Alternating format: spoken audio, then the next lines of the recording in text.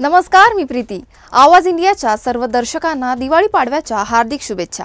आता एक नजर टाकूयात टॉप 10 महत्त्वाच्या घडामोडींवर। हिंदुत्ववादी संघटनांनी धमक्या दिल्यामुळे चर्चेत असलेल्या पुण्यातील सारसबाग दिवाळी पाडवा पहाट कार्यक्रमात धक्का लागल्याच्या कारणावरून 2 गटांमध्ये वाद झाला। मात्र कडेकोट पोलीस बंदोबस्तामुळे पुढील अनर्थ टळला।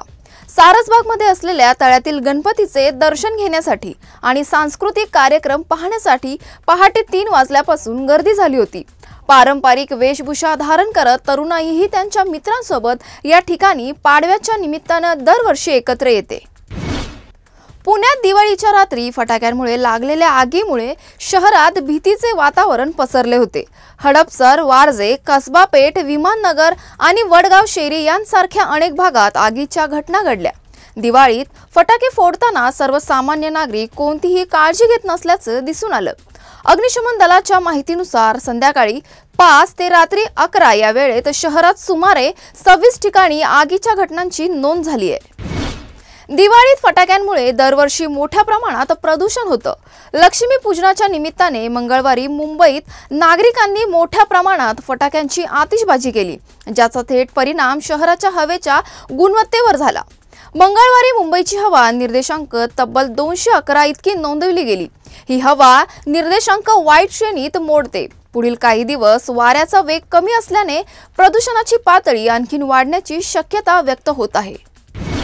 बारामतीमध्ये इरा पवार यांनी मॅकडॉनल्ड आउटलेट सुरू केलं आहे। आउटलेटच्या उद्घाटनाला पवार कुटुंबीय एकत्र जमल्याचे पाहायला मिळाले। अशातच या उद्घाटन सोहळ्याला राष्ट्रवादी शरदचंद्र पवार हे देखील हजर असल्याचे बघायला मिळालं। सुप्रिया सुळे यांनी सोशल मीडियावर फोटो पोस्ट करत इरा पवार तुझा खूप अभिमान आहे असं कॅप्शन मध्ये लिहिलं आहे। पुण्यातील जैन बोर्डिंग हाऊसच्या जागेच्या व्यवहारावरून स्वाभिमानी शेतकरी संघटनेचे नेते राजू शेट्टी यांनी आक्रमक भूमिका घेतली असून केंद्रीय मंत्री मुरलीधर मोहोळ यांना लक्ष्य केलंय।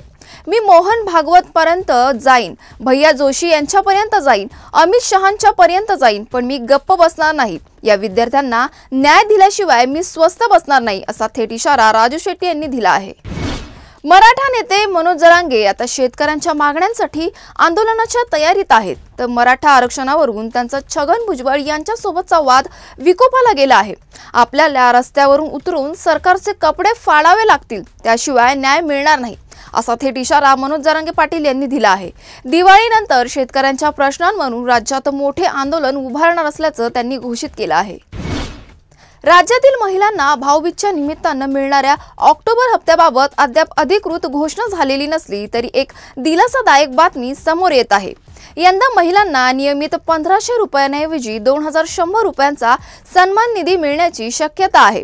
मंत्री नरहर झिरवळ यांनी या संदर्भात मोठे संकेत दिले असून गरज पडल्यास सन्मान निधीत आणखीन वाढ करण्याचा विचार सरकार करत आहे असं त्यांनी स्पष्ट केलं। यामुळे राज्यातील लाखो लाभार्थी महिलांना आर्थिक दिलासा मिळण्याची शक्यता बळावली आहे।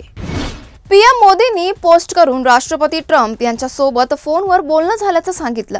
पीएम मोदी म्हणाले, राष्ट्रपती ट्रम्प तुमचा फोन कॉल आणि दिवाळीच्या हार्दिक शुभेच्छांसाठी खूप खूप धन्यवाद।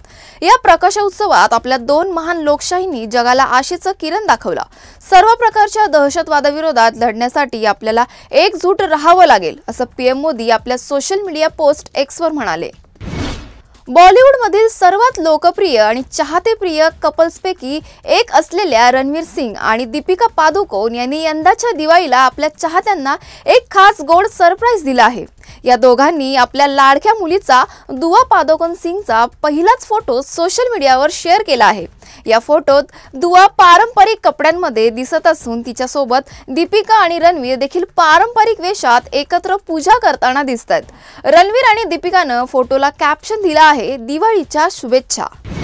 अभिनेता हर्षवर्धन राणे आणि सोनम बाजवा यांच्या मुख्य भूमिका असलेल्या एक दीवाने की दीवानियत या चित्रपटाला बॉक्स ऑफिसवर दमदार प्रतिसाद मिळतोय।